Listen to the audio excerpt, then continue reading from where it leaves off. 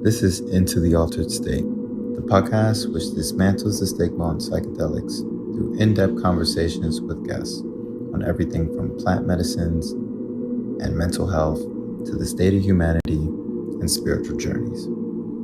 Today, I have a discussion with Ayed, a teenager from Yemen who partakes in chewing khat. Khat is the name of the leaves of an Arabian shrub, which are chewed or drank in an infusion. Khat contains cathinone and cathine, which are chemicals that produce stimulant effects. I find it interesting that what is considered complete taboo in the United States, minors partaking in mind-altering substances, is tradition in other cultures.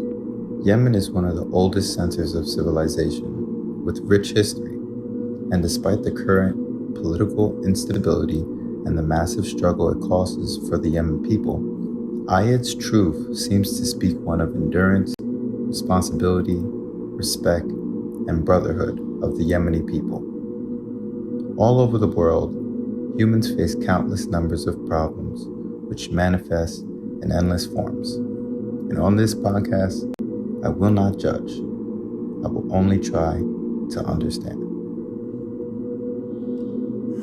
Today I have with me Ayed.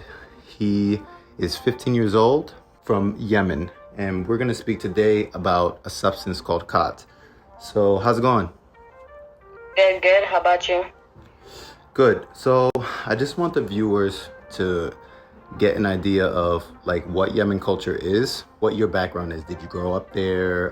Did you move? What age did you move over to the United States? Just give us a little background of where you're coming from. Yeah, so I lived in Yemen for like 7 years, and then I came to America. I lived there with my cousins and my uncles, because my parents were here in America trying to get the papers for us to come to America. Okay. So until then, I stayed there for 7 years. So basically, like half your life, you lived over in Yemen. Yeah, basically, yep. And you went to school there. How's the schooling? How's your neighborhood? Over there, school is number one. Like, school matters the most over there. Like, they care about school more than anything. There could be a war and like they still go to school no matter what. Yeah, it's number one for Yemen. And it's very hard, very difficult. We take a lot of tests. It's super difficult there. Have you been to the schools over here in the United States? Yes. What difficulty level? Is it more difficult over in Yemen, or is it more? Over there is 100 times difficult to America. And the only hard thing was when you come and you don't know the language, and after you learn it, it's super easy. Were you just speaking Arabic, or what is the language that you speak? Yeah, all I spoke was Arabic. And how long did it take you? How long did it take you to learn English? Actually, 1 year. Wow, bro, I'm Spanish. And I'm 25 and I still can't even like speak sentences in Spanish. So like props to you that you're able to learn a whole another language in a year. That's amazing. Yeah, even back home they teach us a little bit like the most important words in the English, because like in case we go there, so they give us classes, like a class about English, and like there's like where you could pay money to learn more English. What's the stress for a young kid in Yemen? It's peaceful over there. Like, how can I say? It's the people are nice to kids. They're basically the kids over there. They're living good and everything. Like, yeah, except like even only the kids that don't have parents because they live in the streets, and so like they smoke and do everything. They smoke cigarettes and everything. That's the only bad thing, really. Why? But yeah, and like. Why is there like homeless kids? Are the kids like really young or? It's because of war, man. When we got into a war with Saudi Arabia, what is it called? Some of the kids' parents were like dedicated to the war, so they would go all out. So they would go fight, and they would never come back to the kids, and the kids get kicked out their house, you know, because they're by themselves and everything. So they leave the house, they wander around, and they lose their way from everything. Poor, and then they stay in the street. The only thing they have is school. Has that affected the majority of the people that you know? That I know, not really, because most of the people that I know are like, they're doing good. They're not that bad, even though like some of them they they have family members are in America, so like when we're in America, America's money is really like expensive in my country. So like $2 could help them for a week. Yeah, I think the currency exchange for $1 to the Yemeni is about 200 Yemeni dollars to $1. Yeah. Oh, now it went up. Now it's like around like 600. What? $600? Yeah, 600 to 500. So before I get into Khat, yeah, I want to talk about do people in Yemen speak about mental health at all? Does anybody over there suffer from like anxiety or PTSD? Not really. Not really. People don't really talk about that over there. Nah, not that much, because it's not. Khat really just helps it. Like that's a secondary thing about Khat. It like takes out the stress, and they can work better while chewing Khat. Like say they have to, they're building a house. When they chew Khat, they get more energized, more like they can work more. They have more stamina, everything. They do really good when they're using Khat. The only down thing about Khat is just it needs a lot of water. But it's super much. Like so you get dehydrated. Yeah, a lot of people get dehydrated because like Khat needs so much water, and 99% of the population chews Khat. So was this introduced to you, at what age was this introduced to you at? I mean, since I was a baby, we've seen people chew Khat. It's a normal thing. I mean, it's not bad. Like, it doesn't mess up your health. The only thing that it does that's, like, bad for you, it's your gums. Yeah. It messes with your gums. I've seen, and this is not to be judgmental or anything. This is just an observation that I've had. But I've seen the majority of the Yemen people inside of, like, let's just say the bodegas who chew Khat. It seems like maybe it does damage their teeth a little bit. Yeah, because after you chew Khat, you're supposed to brush your teeth and use mouthwash so it can help your gums. After you use that, it's gonna be all right. Got it. So so you're a little kid, you see, everybody chewing this. It's a leaf, right? Yeah, it's basically a plant that's a leaf, yeah. And here, I'm gonna send you a photo of it real quick. Okay, awesome. So, and this grows everywhere in Yemen? Do you guys import it from somewhere? So basically, there's basically the city and there's the villages. Basically, the villages is where the Khat comes from. Okay. Most of the Khat, like the good Khat, comes from the villages because it's better. It's high altitude and like it's better, and it gets rain a lot, and like the sun everything is good over there in the villages. So that's where they get the Khat, and then they transport it to the city, which is like a 2-hour to 4-hour drive. Depends on what kind of Khat you want. Yeah.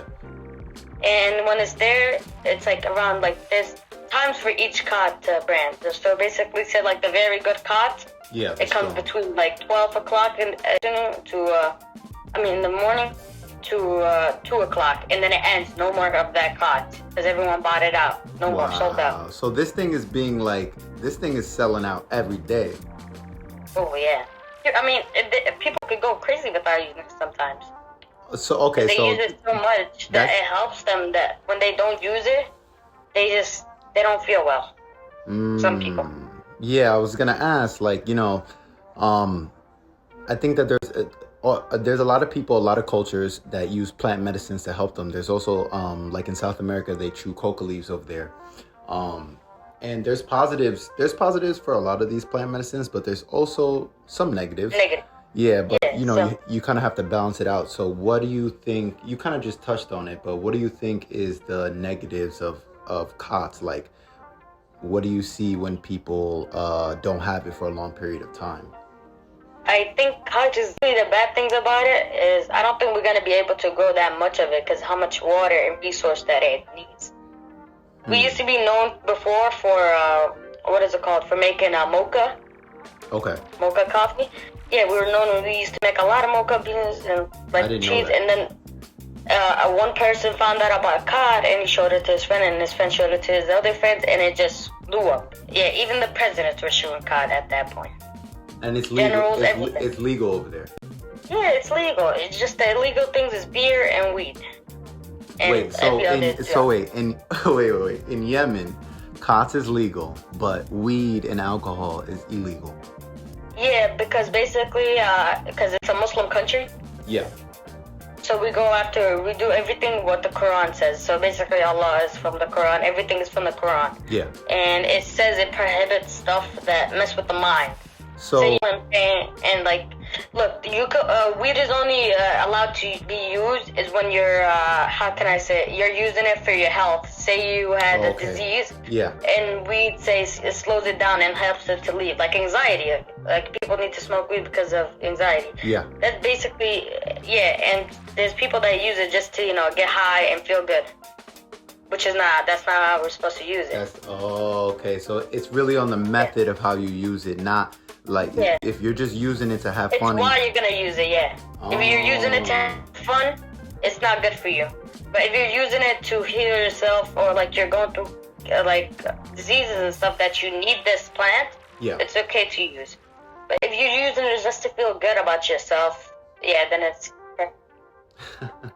And okay, so why do you use Khat personally? Like what does it do for you? I don't use it that much, not me. But like they use it because like it helps them. Like say at night, because it's not like lights and stuff. Like the lights go off at night, everything's off. That really just helps everything. Like it brings up everything, their stamina, their strength, everything brings it up so like they could work. And it's like it just basically helps the person do more stuff. Other than working, what other activities are people doing while they're chewing Khat? Are they hanging around together or? There's basically called a jalsa, a majlis. So it's a traditional room, and like it's just a room and tons of people go there and they chew Khat and they just chill and laugh and talk in there. Beautiful. Yeah, they stay there for like 6 hours and then everybody goes home. Beautiful. Speaking politics and stuff like that and about life. That's awesome. And how to fix stuff and So in the United States, there's the idea that if we let people take plant substances and make it legal and allow them to do it, that the society will crash and burn. Another idea is that if we allow people to have guns everywhere, that the country will crash and burn. From your experience in Yemen, what does everybody having a gun do for your community? Does it keep it safer or? Yeah, basically every household at least has guns. Every household in Yemen. We're the most armed country because every family has a gun. Every household has a gun. Mm-hmm. They use it and like they don't use them, like they use them just in case of war or anything, because like anything could pop off over there like out of nowhere, because it's not stable there now at this moment because of the war with Saudi Arabia and they want to take over our land so they can get oil. So like this has a gun just in case. Like they don't use their guns a lot. Like they go out with them just for protection. Say they had a problem with a family and like another household, in case anything like escalates, they just have a gun on them. Yeah. Last thing I wanted to touch on with you was the podcast.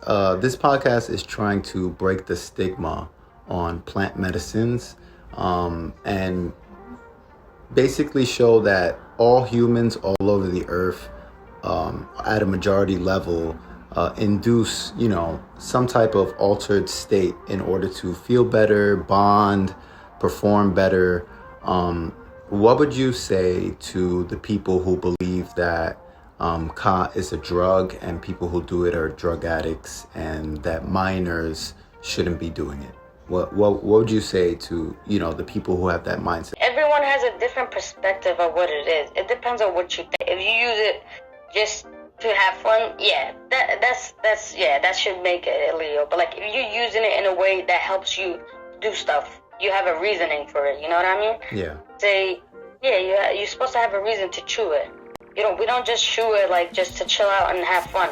We chew it to do stuff right after we chew it. Tried it myself, and I definitely see the benefits that it has for work, concentration, and focus. And I can see how you chewing it along with another person, just how you would share a beer with your friend, could lead to some fun times. Is there any crazy stories you have, or a craziest story that you have while you saw somebody on Khat or you were on Khat? Usually the stuff goes down before Khat. So before everyone starts shooting it, it's after, like, it's usually a lot of drama. So once we were fixing our car and we were coming back home, and a guy just stabbed someone, and he was running in the middle of the highway trying to dip, and another car just hit him, like, on accident, just to take him off the road, and like so he could get caught, because they don't mess around with that stuff. Like, every car that, like, heard about that guy right there that he stabbed, they all got out their cars and there were guns out, everything, and the guy just was like, sorry, here, take me. They took him to prison and they probably executed him. Wow. That was like something rare, because usually that doesn't happen. Basically over there, how can I say that? It's all about respect there, like I keep saying.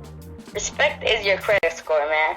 Everything, it's your credit score. You could buy a good car with respect. They give you lower prices. They give you everything. Agreed. Usually that never happens, but that guy, when he stabbed him, he already had problems with that guy's family, because something happened with that guy's village and his whole, like, with the other guy's village. So it was already conflict, and it just led up to that. That's why people carry guns, so they don't just go shooting at each other out of nowhere. They talk it out, they fight hand to hands, and then if it, like, escalates too much, then guns blazing, and yeah. Thank you, Ayed, so much for sharing your time with us and helping us break the stigma on psychedelics. No problem. Awesome. Have a great day, man. Stay safe. You too.